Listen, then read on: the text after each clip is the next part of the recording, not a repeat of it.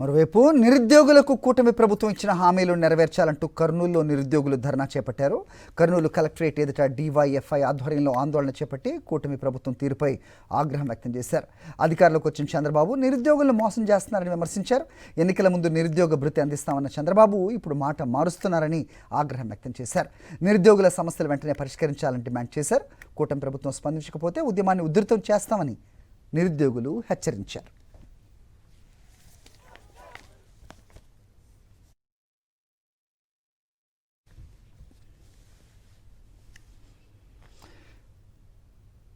Right, నిరుద్యోగుల ఈ ఆందోళనకు సంబంధించి మరింత సమాచారం మా ప్రతినిధి లోకేష్ అడిగి తెలుసుకుందాం. లోకేష్, కర్నూలు కలెక్టరేట్ వద్ద ఉద్రిక్త వాతావరణం నెలకొంది. నిరుద్యోగులకు ఉద్యోగ అవకాశాలు కల్పించేందుకు పెద్ద ఎత్తున నిరుద్యోగులంతా కలెక్టరేట్ వద్ద ఆందోళన చేస్తున్న పరిస్థితి కనబడుతుంది. ఏదైతే మెగా డిఎస్సి తరహాలో మెగా పోలీసులు నిర్వహించాలంటూ నిరుద్యోగులంతా ఆందోళన చేస్తున్నారు. వారితో మాట్లాడే ప్రయత్నం అయితే చేశాము. అసలు ఏంటంటారు, ఏంటి మీ డిమాండ్? సార్, మాకు మెగా డిఎస్ మాదిరిగా మెగా పోలీస్ కావాలి. గతంలో ప్రతిపక్షంలో ఉన్న నారా లోకేష్ గాని, పవన్ కళ్యాణ్ గారు గాని, చంద్రబాబు నాయుడు గాని నిరుద్యోగులకు ఆదుకుంటాం, మెగా డిఎస్ మాదిరిగా మెగా పోలీస్ కూడా ఇస్తామని మాకు ఎన్నికల్లో హామీ ఇచ్చారు. అదేవిధంగా ఆగస్టు నెలలోన వచ్చే ఆగస్టు 15కి జాబ్ క్యాలెండర్ ఇస్తామంటున్నారు. దాంట్లో కేవలం 2500 మాత్రమే పోస్టులున్నాయి. డిస్టిక్ చొప్పున 50-60 పోస్టులు కూడా రావట్లేదు. కనీసం ఒక డిస్టిక్ 250 పోస్టులు పెంచిన 10,000 పోస్టులు కావాలి. దాదాపుగా శాసనమండలిలోన మన హోమ్ మినిస్టర్ అనిత గారు 2020 మార్చి 2025 ఏపీ శాసనమండలిలో ప్రకటన చేశారండి.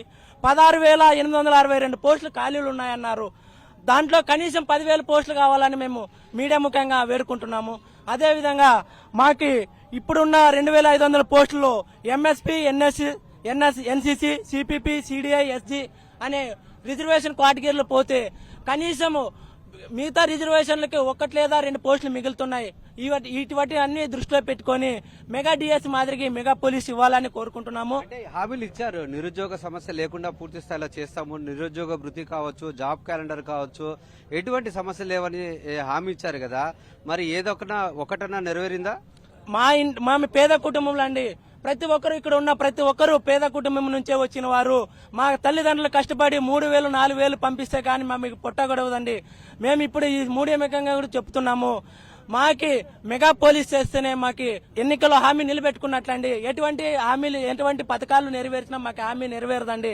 కూటమి ప్రభుత్వం వచ్చి ఇన్ని రోజులు వచ్చినా కూడా ఒక ఉద్యోగం, ఒక డిఎస్సి అంటే రాష్ట్రంలో ఉండేది ఒక డిఎస్సి ఉద్యోగాలేనా? అవి ఇస్తున్నారు కదా. మెగా డిఎస్ ప్రకటించారు, తదుపరి కార్యక్రమాలు జరుగుతున్నాయి. అంటే ఓన్లీ డిఎస్ఏ, మిగతా గ్రూప్ 1, గ్రూప్ 2, గ్రూప్ 3, గ్రూప్ 4 అవల్ల ఉన్నాయి. వాటన్నిటికంటే ఎక్కువ ఏంటంటే పోలీస్ కానిస్టేబుల్. ఈ పోలీస్ కానిస్టేబుల్ కు కష్టపడే అభ్యర్థులు ఎలా ఉంటారంటే బీద కుటుంబం నుంచి వచ్చింటారు. రోడ్డు మార్గాలు కూడా సరిగా లేని పరిస్థితి, గ్రామాల నుంచి వచ్చి చదువుకుంటుంటారు. తల్లిదండ్రులు పంపించినటువంటి పింఛన్తో బతుకుతుంటారు. చదువుకొని నెలకు 5,000 రూపాయలు ఖర్చు అవుతుంటాయి. అంత కష్టపడి వీళ్ళు ఉద్యోగాల కోసం ఇంత ప్రయత్నిస్తుంటే మీరు కూటమి ప్రభుత్వం వచ్చిన తర్వాత ఇచ్చిన హామీ ఎక్కడ నెరవేర్చారు? ఒక్కటి చెప్పండి నెరవేర్చారని. వీరి యొక్క నిరుద్యోగులకు కొన్ని సంఘాలు కూడా డిమాండ్ చేస్తున్నారు. ఏంటంటారు, మీ యొక్క డిమాండ్ ఏంటి? కూటమి ప్రభుత్వం అధికారంలోకి రాకముందు యువకులకు, నిరుద్యోగులు చాలా హామీలు ఇచ్చారు. అందులో భాగంగానే అన్ని శాఖల్లో ఖాళీగా ఉన్న పోస్టులన్నిటి కూడా భర్తీ చేస్తాము, కూటమి ప్రభుత్వాన్ని గెలిపించాలని చెప్పారు. కానీ కూటమి ప్రభుత్వం వచ్చి 2 సంవత్సరాలు అవుతుంది, నిరుద్యోగులకు ఇచ్చిన హామీలను అమలు చేయలేదు. అందులో భాగంగానే హోంమంత్రి అనిత గారు సాక్షాత్ అసెంబ్లీలో 17,000 ఖాళీలు ఉన్నాయి, భర్తీ చేస్తామని చెప్పారు. కానీ ఇంతవరకు భర్తీ చేయలేదు. నిరుద్యోగులేమో లక్షల్లో ఉన్నారు, పోస్టులేమో వేలలో ఉన్నాయి. కాబట్టి 10,000కు తగ్గకుండా నోటిఫికేషన్ ఇవ్వాలి, లేదంటే రాబోయే రోజుల్లో నిరుద్యోగులను కలుపుకొని పెద్ద ఎత్తున ఆందోళన నిర్వహిస్తాం. అదేవిధంగా రెగ్యులర్ నోటిఫికేషన్ లేని వలన 34 సంవత్సరాలకు వయో పరిమితి పెంచాలనేసి కూడా మేము డివైఎఫ్ఐ డిమాండ్ చేస్తా ఉన్నాం. అదేవిధంగా సూపర్ 6 హామీలో భాగంగా నిరుద్యోగ భృతి 3,000 ఇవ్వాలి. ఈ సమస్యలు పరిష్కారం చేయకుంటే రాబోయే రోజుల్లో నిరుద్యోగులను కలుపుకొని పెద్ద ఎత్తున ఉద్యమాలు చేస్తామనేసి కూడా ఈ సందర్భంగా డిమాండ్ చేస్తా ఉన్నాం.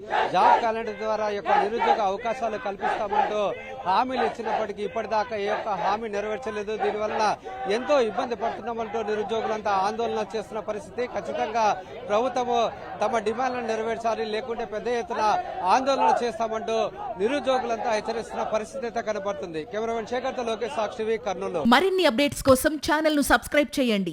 నోటిఫికేషన్స్ కోసం బెల్ ఐకాన్ పై క్లిక్ చేయండి.